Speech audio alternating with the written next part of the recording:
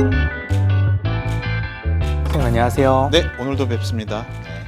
선생님 제가 이렇게 하늘을 좀 이렇게 보고 있으면 갑자기 벌레들이 좀 이렇게 기어다니는 현상 같은 게 눈에 보이거든요. 네, 이런 것들인데 좀 병이라는 얘기도 있고 해서 제가 좀 겁이 나서 왔는데 이거는 왜 그런 건가요? 최근에 보이신 거예요? 아니면 좀 오래됐었어요? 근데 사실 어렸을 때도 조금 그랬던 것 같고 중간중간 뭐 엄청 심하진 않지만 가끔 그런 게 있어서 좀 걱정이 되거든요. 날아다니는 어떤 모기 같거나 날파리나 벌레 같은 게 보인다는 얘기잖아요. 그래서 그거를 비문증이라고 부르죠.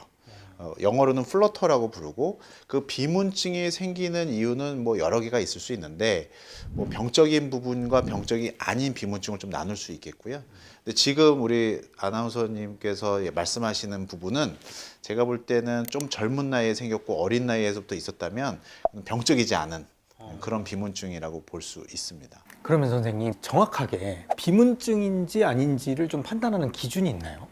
겪어보신 거는 집신벌레 같은 게 그냥 동일하게 계속 떠다니긴 하잖아요. 네. 위치는 변했죠. 예, 조금씩 네. 변한 것 같아요. 거의 동일한 위치에서 변하나요? 아니면 항상 다른 위치에서 생기나요? 항상 달랐던 것 같은데? 네. 항상 다른 위치에서 생기면 진정한 비문증이 아닙니다. 진정한 비문증은 아까 유리체 액화와 후유리체 박리는 거의 동일한 자리에서 계속 남아있게 되거든요. 그래서 어떤 무늬가 보이는데 그 무늬가 예를 들어서 뭐 2, 4분면에 있다든지 3, 4분면에 있다면 그게 동일하게 그 3, 4분면이나 2, 4분면 내에서 계속 움직여 다닙니다. 그러면 요건 비문증이구나. 근데 집신벌레가 여기 있다가 여기 있다가 효모균 같은 동그라미가 여기 있다가 여기 있다가 여기 있다가 여기 있다 하면 그건 진정한 비문증은 아닌 거죠. 그런데 그럼에도 불구하고 너무나 많을 때는 꼭 안과를 방문하셔서 산동 검사라고 동공을 크게 하는 검사를 하시는 것을 추천을 드리죠. 그렇군요. 그러면 이 비문증이라는 게 왜 생기는 건가요? 해부학적 구조에 대한 좀 설명을 좀 드려야 될 것 같아서 제가 잠깐 눈의 모형을 한번 보여드릴게요. 이게 눈의 앞쪽 부분은 각막이라고 부르고, 그 다음에 홍채 또는 동공이라고 부르는 자리를 통해서 빛이 눈 안으로 들어오겠죠. 그러면 눈 안으로 들어온 빛은 수정체를 지나서 이 뒤쪽 부분에 있는 황반, 망막이라고 부르는 거에서 눈에 초점이 딱 맞는 자리를 황반이라고 부르는데, 황반에 이미지가 맺혀서 우리가 사물을 인식하게 됩니다. 이 안에는 뭐가 차 있을까요? 이 안에 차 있는 것을 바로 유리체라고 부릅니다. 그 안에는 내부에는 보이지 않는 미세한 콜라겐이 그물망 구조를 갖고 있어요. 그 그물망 구조 안에 우리가 좋아하는, 여자분들이 좋아하는 히알루론산이라든가 뭐 그런 계열들을 글라이코사미노글라이칸이라는 그런 물질들이 꽉 채우고 있는 거예요. 그 안에 히알루론산이 액화가 일어나면 부분적으로는 그 내부에서의 밀도의 차이가 생기겠죠. 그게 일반적인 유리체 액화라고 부릅니다. 두 번째는 그 유리체 액화가 진행이 되면 망막의 안쪽에 유리체가 차 있었던 그 유리체 덩어리가 망막으로부터 떨어져 나옵니다. 그럴 때 망막 안에 있는 찌꺼기들, 우리가 벽지를 뜯으면 그 벽지 뒷면에 먼저 있던 찌꺼기가 뜯어져 나오잖아요. 그 투명한 유리체의 벽에 붙어 있는 찌꺼기가 떨어져 나오면서, 망막의 찌꺼기가 떨어져 나오면서 그게 투명한 유리체 안에 떠다니게 되겠죠. 그럴 때 그걸 비문증이라고 부르는 거죠. 그래서 정리하면 첫 번째는 유리체의 액화, 두 번째는 유리체가 망막으로부터 떨어져 나오는 과정, 그걸 후유리체 박리라고 부르는데, 그 두 가지가 유리체 비문증이 생기는 주요 원인입니다. 그러면 선생님 약간 이 놔둬도 되는 비문증이 있고 그다음에 이거는 좀 안과를 방문해도 되는 비문증, 요거를 좀 설명을 좀 해주실 수 있을까요? 비문증이 병적이지 않은 경우라면 크기는 항상 일정하고 모양도 그 위치에 비교적 거의 유지되고 있고 개수도 많지 않아요. 그리고 다른 동반되는 증상들이 별로 보이지 않습니다. 자, 요거와 대응되는 병적인 비문증은 아까 말씀드린 대로 어느 고정되어 있는 위치에서 움직여 다녀요. 또 동반되는 증상들이 있을 수 있는데, 그게 대표적인 게 빛이 번쩍거리는 보이는 거, 광시증이라고 저희가 부릅니다. 그래서 광시증이라든가 또는 크기가 점점 커지거나 많아지거나 양상이 확 변하거나 또는 커튼 같은 게 이렇게 들이우거나 이런 거는 병적인 비문증이고 병적인 비문증일 경우는 실명의 위험성이 매우 높습니다. 내버려 뒀을 때. 네. 병적인 비문증을 제때 발견을 해서 안과에서 뭐 레이저를 통해서 치료를 한다면 그런 부분들은 걱정 없이 평생 또 잘 볼 수 있게 되는 확률이 훨씬 높아지죠. 네, 그래서 너무 걱정하지 않으셔도 됩니다. 그렇군요. 이게 되게 단순하고 별거 아닐 거라고 생각했는데 실명까지도 할 수 있어요. 실명도 충분히 가능한 게 비문증이죠. 그래서 비문증을 단순하게 날파리증이라고 부를 수도 있겠지만 나빠질 수 있는 다른 병의 전조 증상으로 볼 수도 있기 때문에 비문증이 병적인 비문증이냐 아니면 병적이지 않은 비문증이냐 그 구분을 하시려면 꼭 안과를 방문하셔야죠. 그러면 이 비문증이라는 게 제가 뭘 잘못해서 이렇게 생기는 건가요? 좀 비문증을 유발하는 어떤 그런 것들도 있나요? 비문증을 유발하는 가장 대표적인 게 눈을 비비고 누르고 부딪히는 거죠. 그렇군요. 일반적으로 유리체 액화가 젊은 나이에서 나타나지 않는다. 근데 젊은 나이에서 나타나는 어린애들한테는 절대 안 나타나고 보통 한 20대에 고도근시가 있거나 고도난시가 있거나 눈을 비비는 사람들은 잘 나타나고 그 다음에는 보통 일반적으로 눈을 정말 관리 잘 하신 분들은 대부분 60대에 나타나요. 60대에 나타나는 비문증 자체는 걱정할 필요가 없다. 대부분은 양성이다. 병적이지 않은 비문증인 거고.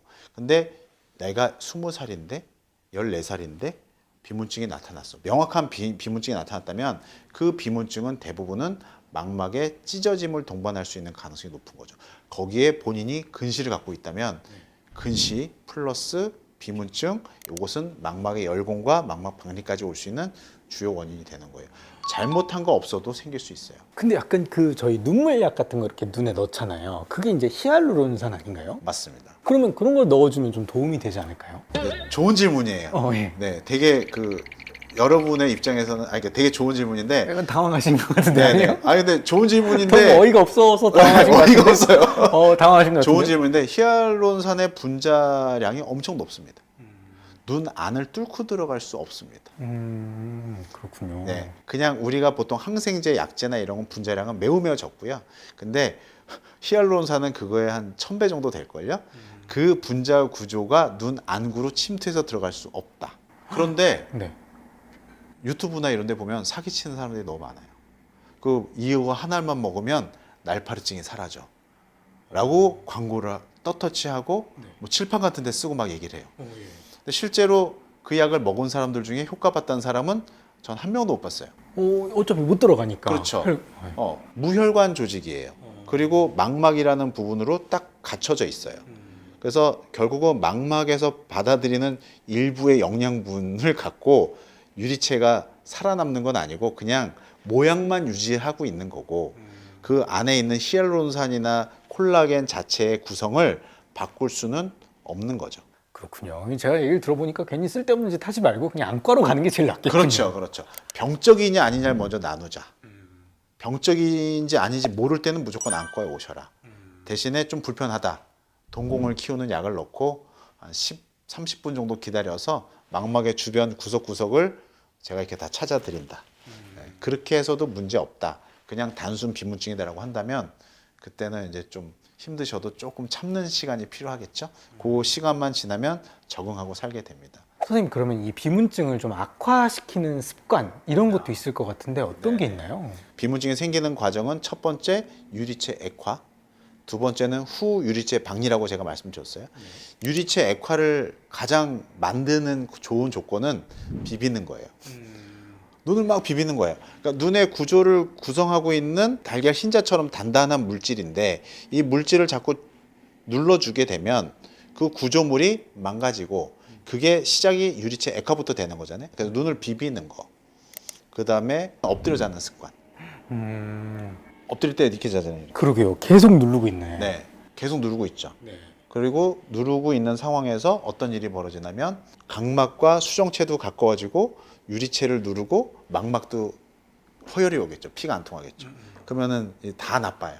그래서 엎드려서 이렇게 자는 습관은 절대 하시면 안 돼요. 세 번째는 눈을 부딪히는 거.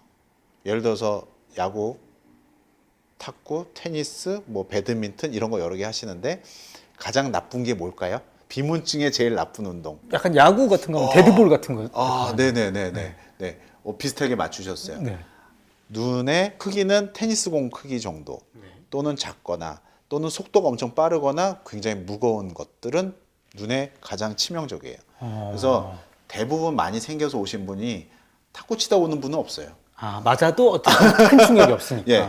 근데 배드민턴도 별로 없어요. 대부분은 야구공, 골프공, 애들이 이제 장난치다가 맞고서 오거나 또는 야구공, 테니스공 이 정도의 크기가 가장 위험하다.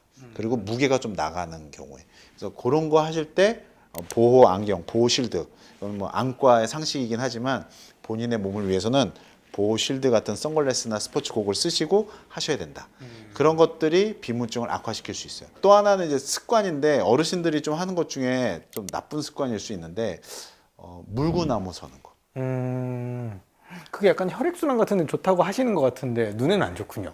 눈에뿐만이 아니라 뇌혈관에도 좋지는 않습니다. 혈관이 탄력성 있고 버텨줄 수 있으면 뇌혈관 질환이 좋아지겠죠. 당연히. 네네네, 그렇죠. 혈액순환도 잘 되겠죠. 근데 혈관이 굳어져 가고 있잖아요.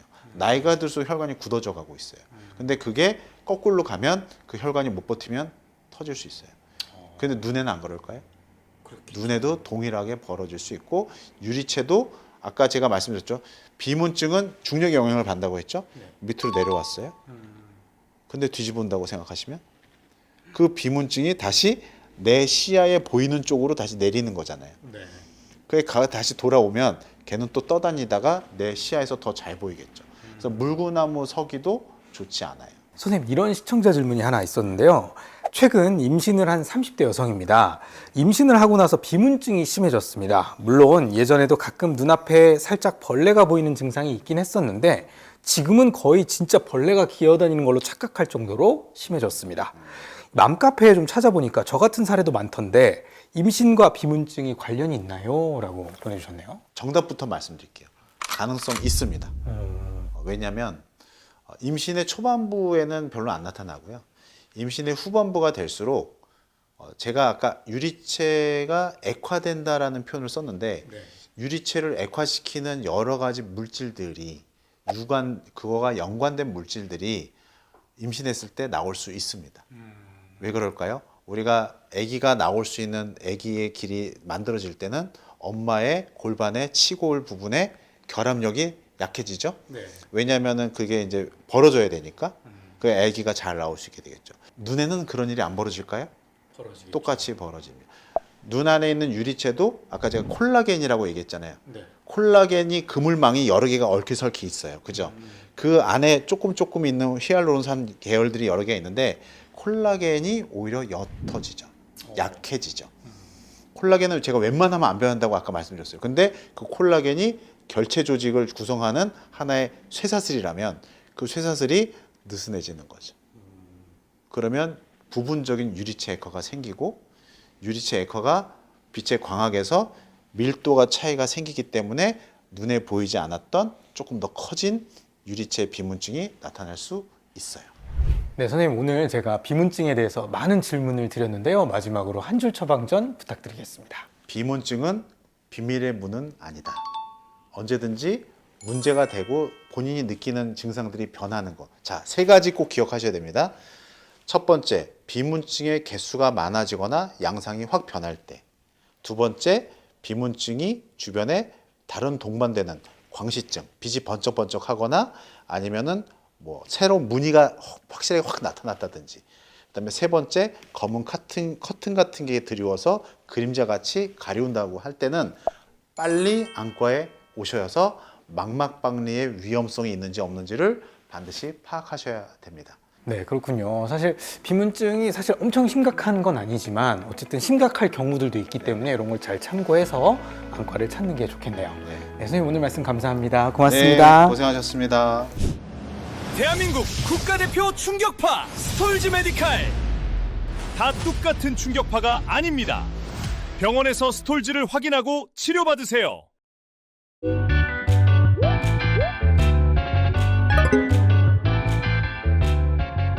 전자기기에 이 사용량이 있고 그다음에 밝기가 있고, 네. 그다음에 거리가 있습니다. 그럼 요 세 개 중에 어떤 것이 가장 시력에 큰 영향을 미치는 건가요? 줄이면 제일 그게 갑입니다.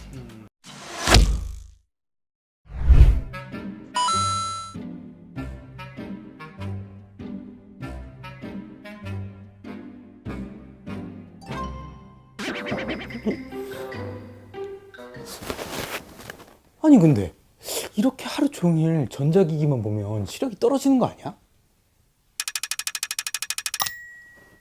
그래, 이거는 오영삼 원장님이 잘 알 거야. 가보자.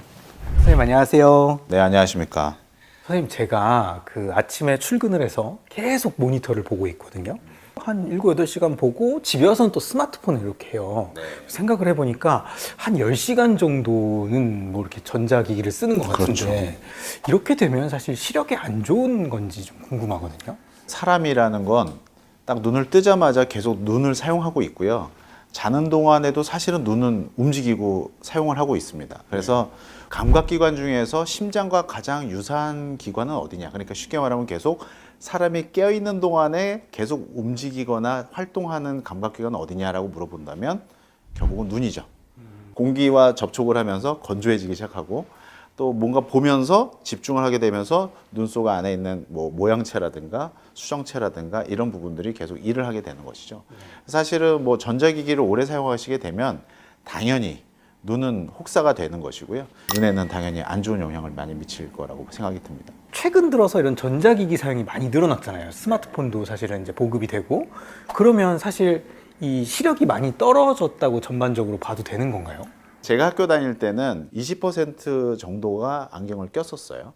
근데 아마 우리 아나운서님이 학교 다닐 때는 30%에서 50%까지 됐었을 거고요. 최근에 조사한 바에 따르면 60% 이상이 근시나 안경을 쓰고 있다라는 조사가 있습니다. 그 얘기는 결국 우리가 많이 살아가면서 눈을 혹사할수록 전자기기든 책이든 가까운 곳을 많이 보게 되고 조명도 명확치 않은 자리에서 보게 됐을 때는 결국은 눈은 점점점 근시가 늘어난다. 가장 대표적인 게 근시가 되겠죠.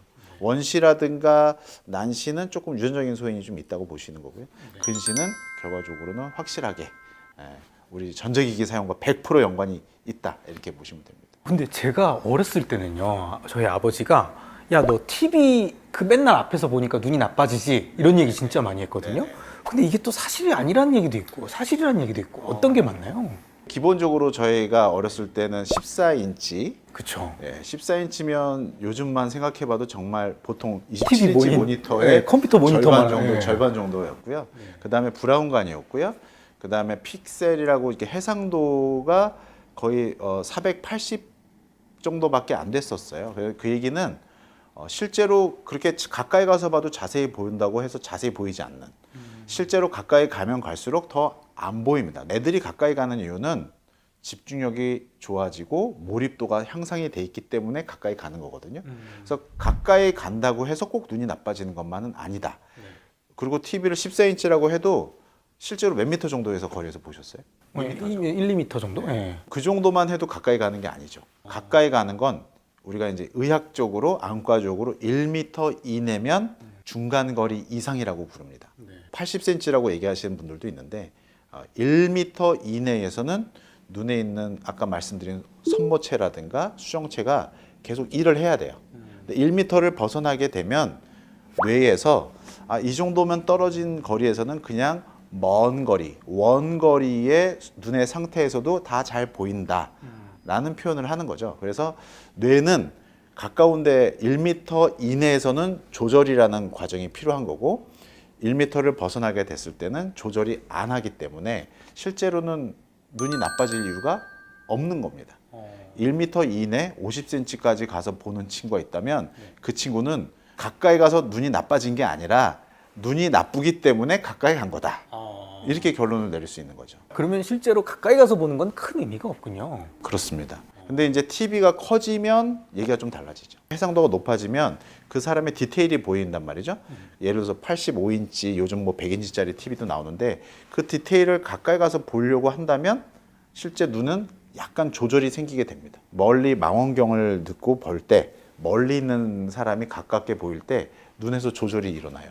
제가 아까 말씀드린 것처럼 1m 이내에서는 조절이 잘 안 일어나야 돼요. 네. 기본적으로. 근데 뇌는 물체를 당겨서 보니까 내가 조절을 해야 되겠구나 라고 생각해서 조절 현상이 생기고 그래서 망원경을 본 사람도 망원경을 계속 보고 나면은 약간 순간적인 근시가 생기는 거죠. 그러면 이 전자기기에 이 사용량이 있고 그다음에 밝기가 있고 그다음에 거리가 있습니다. 그럼 요 세 개 중에 어떤 것이 가장 시력에 큰 영향을 미치는 건가요? 시간을 줄이면 제일 그게 값입니다.